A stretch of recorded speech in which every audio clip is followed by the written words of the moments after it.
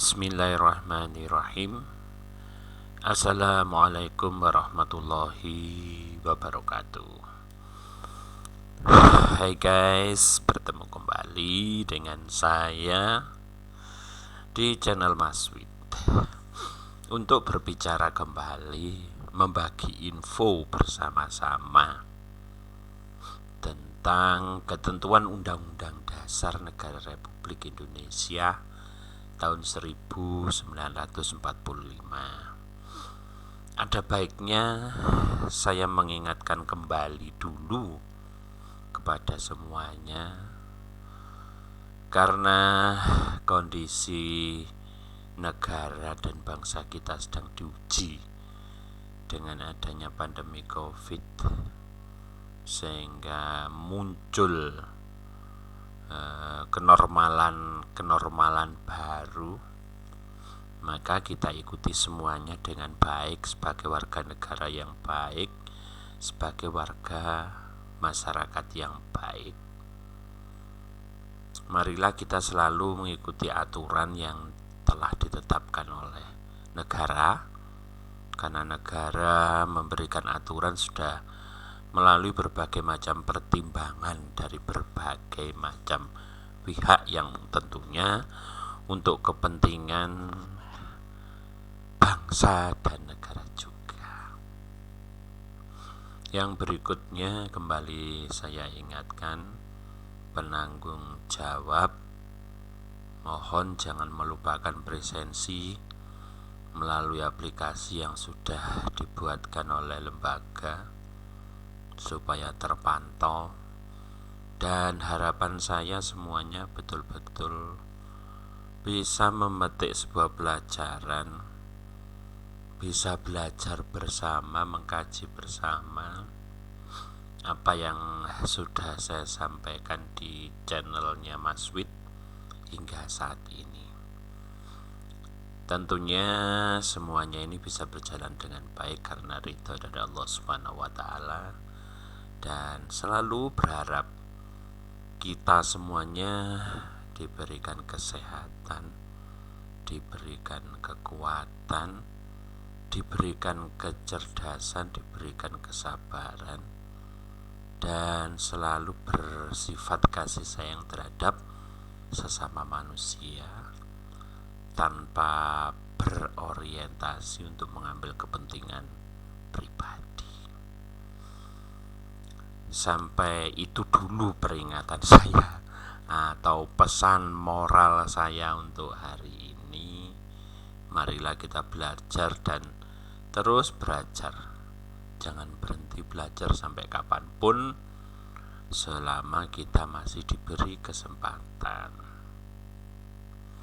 Oke, kita langsung mencoba untuk masuk ke ulasan materi yang sudah saya siapkan. Tentunya ada kekurangan di sana sini, dan apa yang saya sampaikan kembali lagi hal yang poin saja, yang pokok saja. Nantinya kalian punya tugas untuk meliterasi, membaca, mencari informasi, menggali informasi, bersharing dengan teman, sharing dengan anggota keluarga, dan yang lainnya. Kali ini saya akan memaparkan tentang lembaga negara. Lembaga negara tentunya fokus di Lembaga Negara Kesatuan Republik Indonesia. Marilah kita berselancar ke dalam ilmu ketatanegaraan. Berbicara tentang lembaga negara, tentunya tidak lepas dari asal mula negara itu terbentuk. Dan kali ini kita langsung fokus menuju Negara Kesatuan Republik Indonesia atau negara kita yang tercinta. Pada materi-materi yang terdahulu kita sudah berbicara tentang negara, dan saya yakin ilmu itu masih ada, masih segar di pikiran kita bersama.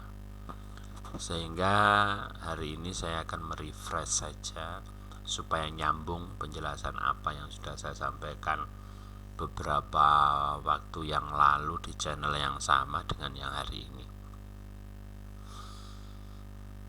Bagaimanakah negara Indonesia terbentuk? Langsung titik fokus pada proklamasi. Proklamasi yang disampaikan oleh sang proklamator Bapak Soekarno dan Bapak Muhammad Hatta. Di dalam proklamasi itu dicantumkan atas nama bangsa Indonesia. Atas nama bangsa Indonesia. Yang ini dilakukan pada tanggal 17 Agustus tahun 1945.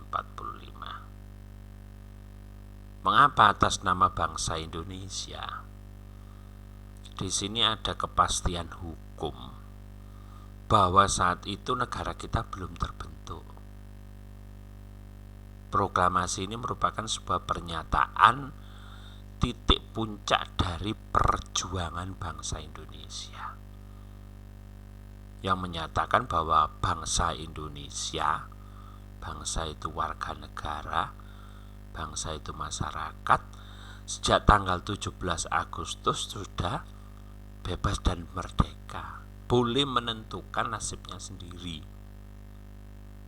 Dan betapa hebatnya Pak Karno dan Pak Hatta saat itu yang menyatakan sebagai wakil bangsa kita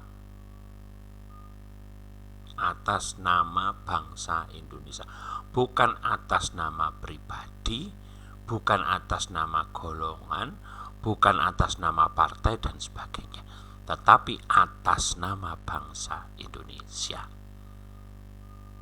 Berarti di sini beliau mewakili bangsa Indonesia yang saat itu merasa sebagai bangsa Indonesia.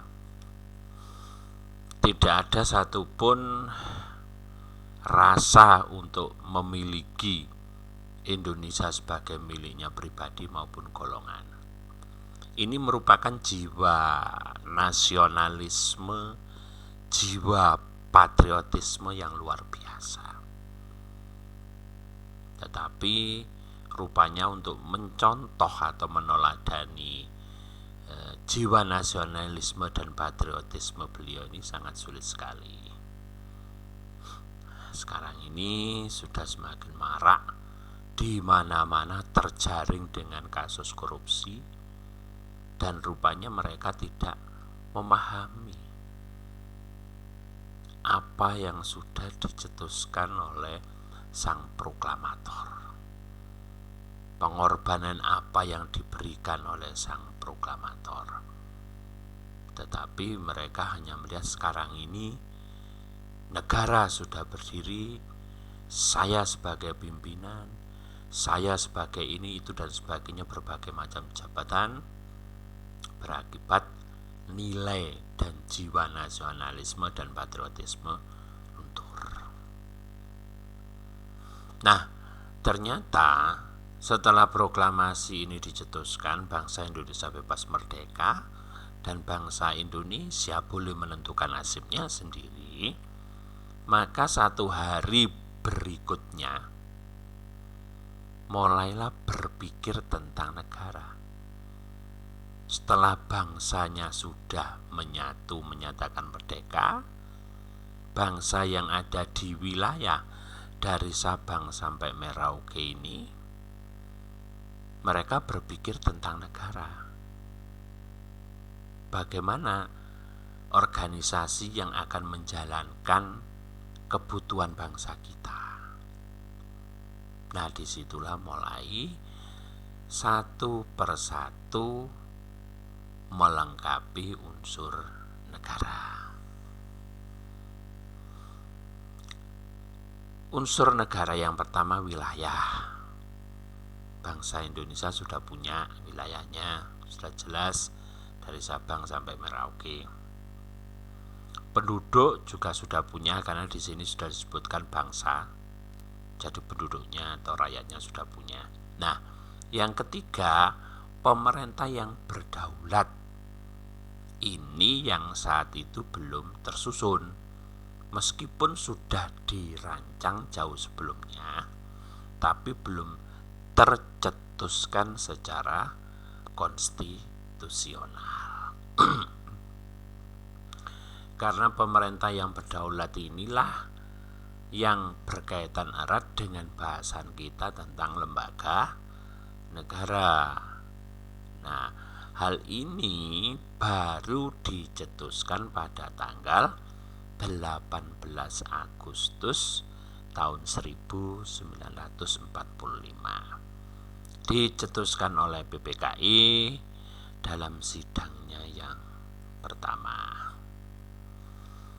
Dan di sana menghasilkan sebuah konstitusi yang disebut dengan Undang-Undang Dasar tahun 1945. Ini dasar konstitusi atau dasar hukum yang digunakan untuk membentuk lembaga negara atau pemerintah yang berdaulat. Setelah konstitusi terbentuk, barulah pemerintahan terbentuk. Kemudian terus apa yang dibutuhkan oleh negara semuanya tercantum di dalam 37 pasal di dalam Undang-Undang Dasar tahun 1945. Yang perkembangan berikutnya, Undang-Undang Dasar tahun 1945 ini dilakukan amandemen, perubahan, karena menyesuaikan dengan kondisi perkembangan masyarakat dan negara. Apa kebutuhan negara, apa kebutuhan masyarakat, dilakukanlah amandemen atau perubahan terhadap Undang-Undang Dasar tahun 1945 yang terjadi pada tahun 1999 sampai 2002. Dan hasil dari amandemen inilah yang sekarang ini dipakai oleh bangsa Indonesia, oleh negara Indonesia untuk menjalankan kehidupan kenegaraan.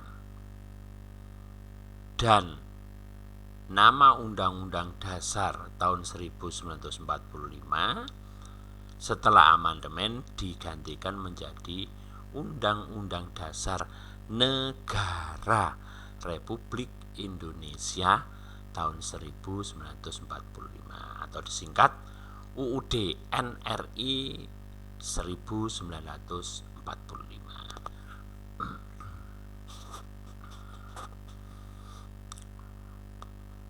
Berlanjut, setelah adanya UUD NRI 1945, di sanalah mulai ditata kehidupan ketatanegaraan kita. Muncullah yang disebut dengan lembaga negara atau pemerintahan yang berdaulat tadi. Lembaga negara yang ada di sistem ketatanegaraan menurut Undang-Undang Dasar NRI tahun 1945 itu secara grand atau besarnya ada lembaga negara di pusat dan ada lembaga negara di daerah. Lembaga negara di pusat, garis titik-titik ini ke atas. Nah, ini lembaga negara di atas, pusat. Kemudian lembaga negara yang di daerah, ada yang di bawahnya garis titik-titik ini. Sehingga kalau kita total belajar tentang lembaga negara menurut Undang-Undang Dasar NRI tahun 1945 demikian banyaknya, banyak sekali dan sangat terperinci. Nah, dengan melihat keterbatasan waktu, akhirnya kita melihat lembaga negara yang perannya sangat besar di negara kita. Adanya BPK, adanya Presiden, DPR, MPR, DPD, MA, MK, dan KIJ sebagai perwujudan dari kewenangan atau kekuasaan negara berdasarkan teori trias politika yang dikembangkan menjadi teori Satpraja. Masih ingat kan? Ada lembaga konstitutif, ada lembaga legislatif, ada lembaga eksekutif, ada lembaga eksaminatif, dan ada lembaga yudikatif. Sementara di sini Bank Indonesia atau Bank Sentral sebagai lembaga moneter pengatur kebijakan fiskal dan keuangan negara. Kita nanti akan melihat lembaga-lembaga negara yang berwarna biru. Mungkin nanti akan ditambahkan dengan KY, Komisi Yudisial. Nah, ini lembaga negara kita. Penggambarannya secara skematisnya, undang-undang dasarnya ada di atas. Semua lembaga negara berkedudukan neben. Neben itu sejajar, tidak saling tinggi satu dengan yang lainnya.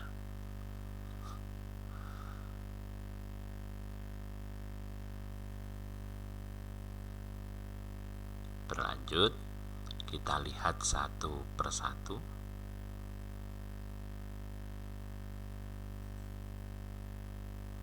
Untuk kali ini saya mau informasikan, menyampaikan 3 lembaga negara, yaitu MPR, DPR, dan DPD. Kita lihat dulu tentang MPR. Tujuannya supaya kalian betul-betul memahami tentang MPR. Untuk bisa belajar lebih banyak, saya akan menyampaikan tentang dasar-dasarnya.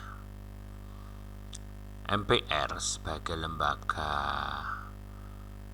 perwakilan rakyat yang dikatakan sebagai majelis permusyawaratan rakyat, berarti di sini merupakan tempat atau merupakan lembaga bersatunya perwakilan rakyat untuk bermusyawarah memikirkan tentang negara kita. MPR yang sudah kita kenal sebagai lembaga konstitutif. Lembaga konstitutif ini lembaga yang punya kewenangan mutlak untuk melakukan perubahan dan menetapkan undang-undang dasar. Konstitutif ini sebenarnya kalau kita melihat ilmu hukum tata negaranya, yang dimaksud dengan konstitusi itu hukum dasar. Nah, hukum dasar itu secara teoritisnya ada 2, ada hukum dasar tertulis dan hukum dasar tidak tertulis. Nah, UUD NRI tahun 1945 itu masuk dalam hukum dasar yang tertulis. Indonesia sepakat bahwa UUD NRI itulah konstitusi bangsa, sehingga Indonesia lebih menekankan pada hukum dasar tertulis. Kalau ini dikatakan lembaga konstitutif, berarti lembaga ini yang mempunyai kewenangan mutlak untuk melakukan perubahan dan menetapkan undang-undang dasar. dasar. Kalau sekarang kita punya UUD NRI tahun 1945 lah, MPR lah yang punya kewenangan untuk merubah dan menetapkan itu. Sebagai lembaga konstitutif negara, MPR ini dalam menjalankan tugasnya, dalam menentukan anggotanya dan sebagainya tentang MPR, nanti kalian bisa melihat dalam ketentuan Undang-Undang Dasar NRI 1945 pasal 2 dan pasal 3. Di sana lengkap dipaparkan tentang MPR itu, apa tugasnya, apa kewenangannya dan sebagainya. Di samping munculnya undang-undang yang mengatur tentang MPR. Karena di sini kita bicara tentang ketentuan UUD NRI, maka saya menyampaikan pasal ini, pasal 2 dan pasal 3. Tapi kalian perlu belajar dan melengkapinya sampai terbentuknya undang-undang tentang MPR. Adapun keanggotaan dari MPR itu berasal dari seluruh anggota DPR dan anggota DPD. Makanya secara kepolitikan atau secara ilmu politiknya, MPR ini adalah lembaga negara yang bersifat bikameral, karena anggotanya terdiri dari DPR dan DPD. Bikameral ini 2 kamar, ada kamarnya DPR dan ada kamarnya DPD. Kalau mereka menyatu berubah nama menjadi MPR. Kalau mereka lepas dari MPR, tugasnya sebagai DPR dan DPD. Ini yang dimaksud dengan bikameral, 2 kamar.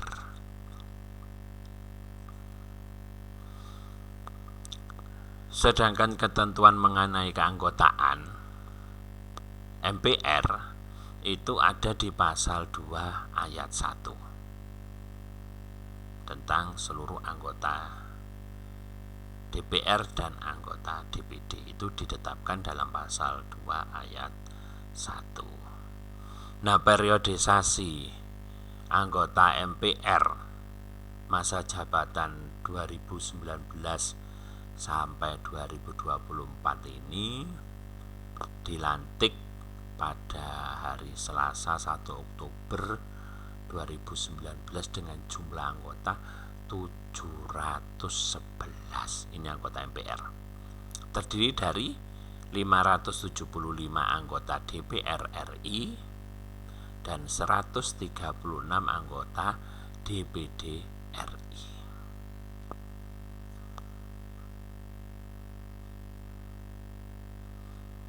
Ini dikatakan 711 kalau mereka bergabung, maka dia dikatakan sebagai anggota MPR RI.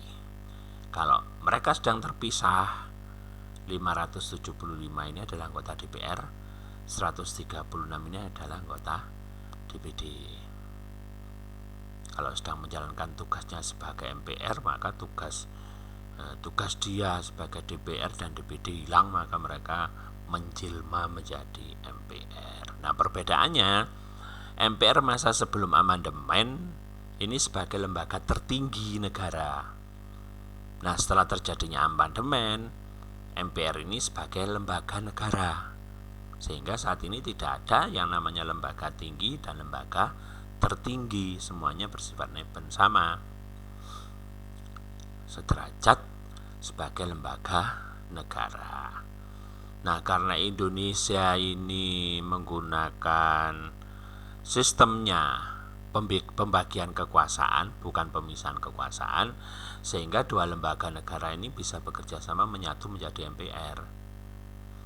Ini fleksibelnya sistem pembagian kekuasaan. Tapi kalau misalnya nanti pemisahan kekuasaan, maka MPR harus mempunyai anggota sendiri, tidak berasal dari DPR maupun DPD. Sehingga di sini nanti akan terjadi penumpukan. MPR ada, DPR ada, DPD ada. Lembaga ini anggotanya semakin banyak karena ada ketentuan-ketentuan mengenai keanggotaan MPR. Dengan adanya sistem pembagian kekuasaan ini, akhirnya MPR tidak perlu mencari anggota baru, tidak perlu mengadakan pemilu khusus untuk anggota MPR seperti masa Orde Baru dulu. Cukup sekali pemilihan umum mencari anggota DPR dan DPD, secara otomatis dia bertugas juga sebagai anggota MPR. Terjadi pengiritan anggaran biaya untuk lembaga negara di sini. Nah, ini sekelumit tentang penjelasan saya untuk MPR. Dari penjelasan sekelumit ini, silakan kalian mencari. Ini tugas yang pertama. Tugas dan wewenang MPR, supaya kalian bisa melengkapi penjelasan ini. Ingat, tugas yang saya berikan ini nanti dikumpulkan pada akhir jam pelajaran. Seperti biasa dikerjakan di buku tugas, kemudian kalian foto dan di-upload di Google Classroom yang sudah biasa kita lakukan. Jika ada kurang jelasnya, nanti kalian bisa langsung menanyakan atau berdiskusi di WhatsApp grup kita seperti pertemuan yang sebelum-sebelumnya. Ini tentang MPR. Yang berikutnya adalah tentang DPR. Siapakah DPR ini? Kalau tadi MPR lembaga konstitutif, maka DPR ini sebagai lembaga legislatif. Lembaga legislatif adalah lembaga yang memiliki kewenangan untuk membuat undang-undang dasar, yang biasanya undang-undang dasar ini dibutuhkan jika pasal-pasal yang ada di dalam undang-undang itu menentukan adanya atau pelaksanaan atau dilaksanakan berdasarkan undang-undang. Jadi banyak pasal-pasal yang ada di Undang-Undang Dasar RI tahun 1945 itu yang menyatakan ditetapkan berdasarkan undang-undang, diatur oleh undang-undang dan seterusnya. Maka lembaga ini bertugas untuk membuat undang-undang sebagai pelaksana dari pasal yang ada di UUD NRI tahun 1945. Ketentuan mengenai DPR itu tertuang dalam pasal 19 sampai dengan 22B UUD NRI tahun 1945. Ini nanti bisa langsung kalian buka di UUD kalian, dilihat di sana, dibaca dan dicermati secara lengkap. Nah, anggota DPR yang tadi berjumlah 575 itu memiliki 9 fraksi. Maksud 9 fraksi ini adalah perwakilan dari partai politik yang ikut di dalam pemilihan umum dan memenangkan suara. Karena DPR kita ini masih merupakan perwakilan dari kekuatan politik yang ada di negara kita. Hingga saat ini masih belum ada wacana untuk memasukkan anggota DPR yang berasal dari independen, individu tanpa latar belakang politik gitu.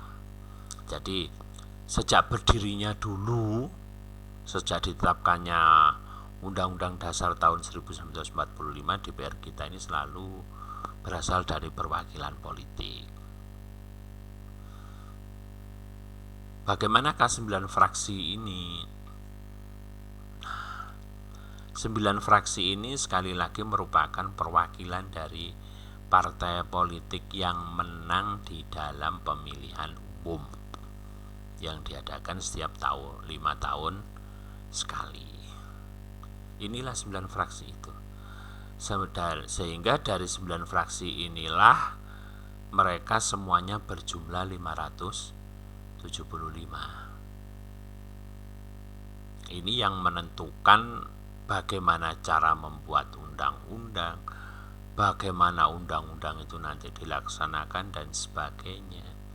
Itu adalah 575 orang tadi. Dan bangsa Indonesia menyerahkan itu kepada mereka untuk mengolah atau memutuskan membuat sebuah undang-undang.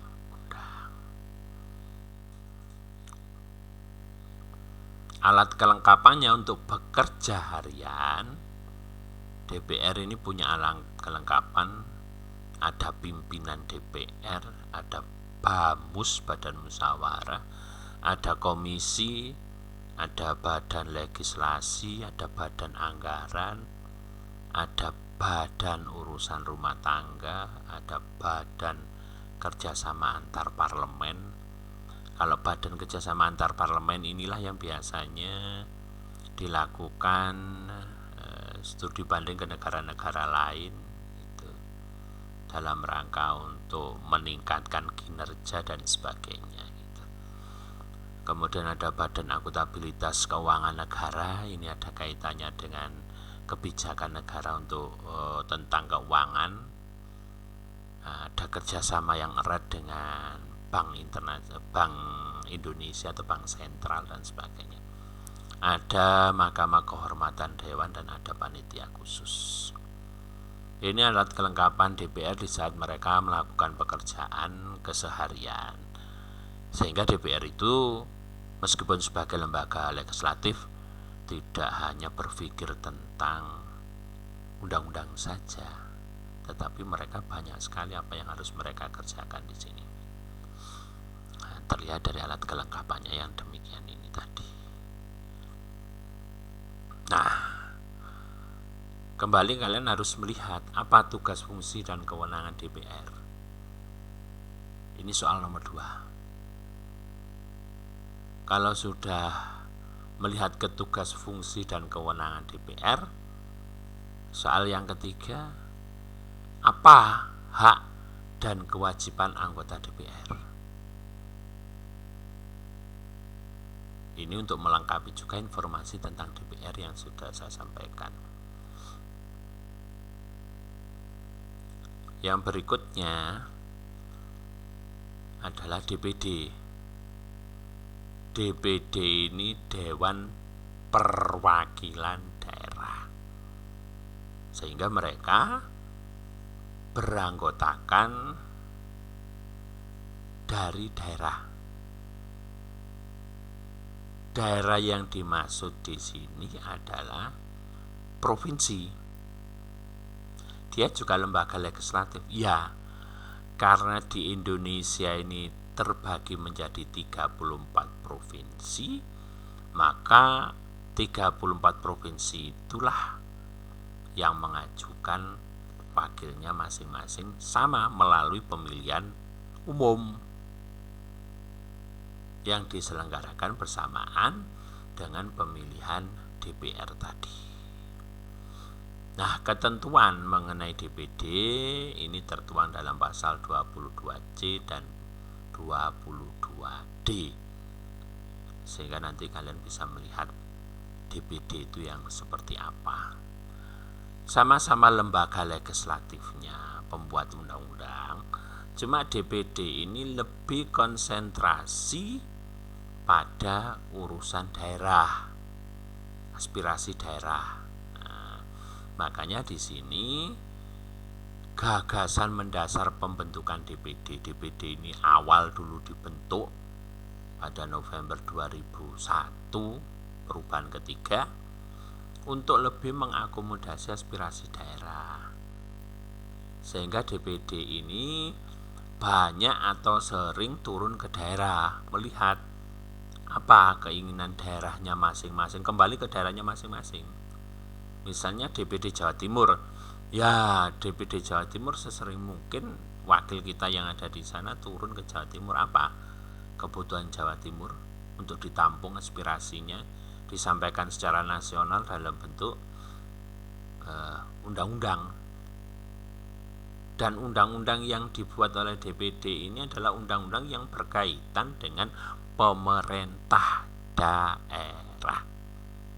Kalau yang dibuat oleh DPR tadi undang-undang yang bersifat nasional keseluruhan. Sedangkan DPD ini kaitannya dengan pemerintah daerah. Misalnya Undang-Undang Nomor 34 tahun 2004 itu tentang pemerintahan daerah. Sehingga di sini memberi peran yang lebih besar kepada daerah dalam proses pengambilan keputusan politik yang berkaitan dengan kepentingan daerah, seperti yang saya paparkan tadi. Memang DPD ini termasuk lembaga negara yang baru, karena dulu tidak ada. Baru pada saat amandemen yang ketiga atau perubahan ketiga itulah dilahirkan DPD, karena sebelumnya anggota MPR itu pada masa sebelum amandemen ada yang namanya utusan daerah. Nah, utusan daerah saat itu berasal dari masing-masing kepala daerah, wali kota, bupati, gubernur, dan sebagainya. Karena mereka di daerah sudah mengurusi daerahnya, asas otonomi daerah tahun 1999 sudah diluncurkan, maka utusan daerah itu dirubah menjadi DPD, Dewan Perwakilan Daerah. Dan di sana betul-betul mengakomodasi tentang aspirasi daerah. Nah, DPD saat melaksanakan tugas legislatifnya, membuat undang-undang tentang daerah, sekaligus dia mengawasi bagaimana pemerintah daerah menerapkan undang-undang tersebut. Jadi tidak hanya sekedar membuat, sama dengan DPR. DPR membuat undang-undang, yang melaksanakan adalah presiden dengan jajarannya. Maka DPR mengawasi bagaimana presiden itu dalam menjalankan undang-undang tersebut. Nah, DPD membuat undang-undang, dia mengawasi bagaimana daerah menjalankan itu, baik itu di wilayah provinsi, wilayah kota, wilayah kabupaten maupun wilayah desa. Makanya dari undang-undang yang dibuat oleh DPD itu melahirkan yang namanya peraturan daerah. Peraturan daerah provinsi, peraturan daerah kota, peraturan daerah kabupaten, dan yang terakhir ada peraturan desa. Semuanya mengacu pada hasil DPD dalam memutuskan sebuah undang-undang yang berkaitan dengan kepentingan daerah. Apa saja yang dibicarakan di lembaga legislatif ini? Keterkaitan dengan otonomi daerah, hubungan pusat dan daerah, pembentukan, pemekaran, dan penggabungan daerah. Misalnya dulu Kota Malang Kabupaten, Batu itu wilayah administrasi Kota Malang. Jadi dulu Batu bukan kota. Setelah munculnya undang-undang otonomi daerah tahun 1999 mulai dipikirkan oleh DPD tentang pembentukan, pemekaran, dan penggabungan daerah. Nah, setelah DPD terbentuk, mulailah dilakukan pemekaran. Kalau demikian dilihat bahwa batu ini sudah mampu berdiri sendiri, mampu menghidupi daerahnya sendiri, maka dia dijadikan kota. Ini yang dimaksud dengan pembentukan, pemekaran, dan penggabungan daerah. Contoh yang sederhana, termasuk pengelolaan sumber daya alam dan sumber daya ekonomi lainnya. Ini berkaitan dengan masalah pendapatan asli daerah atau PAD. Diserahkan semuanya kepada daerah, iya, tapi dalam pelaksanaannya dipantau dengan DPD. Bagaimana pengelolaan sumber daya alamnya? Apakah itu hanya digunakan untuk kelompok tertentu atau memang betul-betul digunakan untuk pembangunan daerah? Yang berikutnya, perimbangan keuangan pusat dan daerah. Perimbangan keuangan pusat dan daerah ini asasnya setelah terjadinya perubahan terhadap sistem. Kalau dulu perimbangan keuangan pusat dan daerah itu pusat meminta dulu. Jadi misalnya Kota Malang PAD-nya, pendapatan asli daerahnya per 1 tahun 7 triliun misalnya. Itu dibawa ke pusat dulu, serahkan ke pusat semuanya 100%. Di pusat dikelola, sisanya berapa dikembalikan ke Kota Malang. Sehingga saat itu memang sifatnya sentralistik. Itu masa Orde Baru. Nah, setelah terjadinya amandemen, perimbangan keuangan pusat dan daerah ini berubah. PAD, penghasilan asli daerah, dikelola dulu untuk daerah. Kelola dengan daerah, membuat namanya RAPBD, Rencana Anggaran Pendapatan Belanja Daerah. Setelah dikelola, kemudian ada sisanya berapa? Biasanya 25%. Misalnya tadi 7 triliun, kemudian dihitung tersisa 25%. Nah, 25% inilah yang diserahkan kepada pemerintah pusat. Dan nanti pemerintah pusat akan mengelola itu. Untuk apa pengelolaannya? Pengelolaannya adalah berkaitan dengan perimbangan ini tadi. Yang dimaksud perimbangan ini, karena di Indonesia ini 34 provinsi itu tidak semuanya 34 provinsi, kemudian ada kota kabupaten, tidak semuanya mereka kondisi PAD-nya tinggi. Jadi ada beberapa daerah yang PAD-nya sangat rendah sekali atau minim. Nah, disitulah diimbangkan oleh pemerintah pusat dari apa yang diserahkan tadi dari daerah, dikelola, kemudian bisa disumbangkan atau diberikan untuk daerah-daerah yang sangat membutuhkan. Ini yang dimaksud dengan perimbangan keuangan pusat dan daerah. Nah, suatu saat pusat pun juga memberikan bantuan kepada daerah. Di saat daerah sangat membutuhkan, di APBD-nya ada, sinkron dengan APBN, maka keuangan itu akan diserahkan kepada daerah kembali. Sehingga akhirnya di sana betul-betul dipacu bagaimana daerah itu mampu mengelola pendapatan asli daerahnya dan memajukan daerahnya masing-masing berdasarkan pendapatan asli daerahnya. Ini sebuah persaingan yang sehat, karena mau tidak mau daerah harus berkiprah dengan kemampuan daerahnya sendiri. Kecuali yang masih belum mampu tadi, maka di sana ada perimbangan. Atau kemungkinan berikutnya dijadikan penggabungan daerah. Penggabungan daerah. Boleh, bisa. Misalnya Kota Malang dengan kabupaten.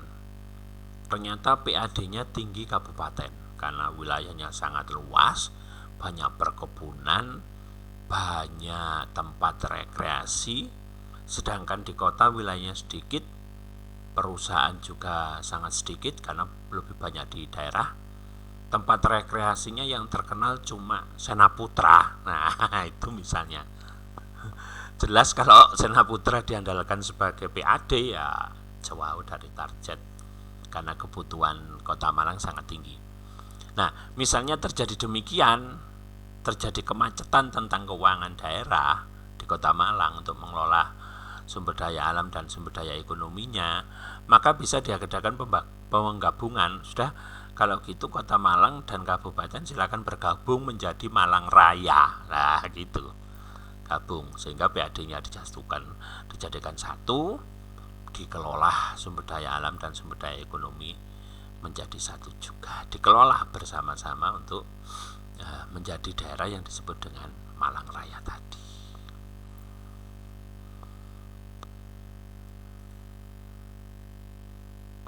Nah, dari penjelasan ringkas ini kembali kalian perlu mencari tugas, fungsi, dan kewenangan DPD supaya bisa lebih memahami tentang DPD itu apa. Siapa tahu nanti suatu saat di antara kalian ingin mencalonkan diri menjadi anggota DPD. Nah, perlu saya informasikan bahwa DPD ini sifatnya independen, tidak harus berasal dari partai. Pribadi boleh, pribadi boleh, tapi perlu ditunjukkan dulu kiprah nasionalnya, kehidupan politiknya bagaimana dan sebagainya. Jelas harus mencapai prestasi politik sampai nasional, baru nanti bisa mencalonkan diri sebagai anggota DPD. Tugas fungsinya sudah. Nah, soal yang terakhir di sini ada hak dan kewajiban anggota. Mohon maaf, ini DPR masih salah.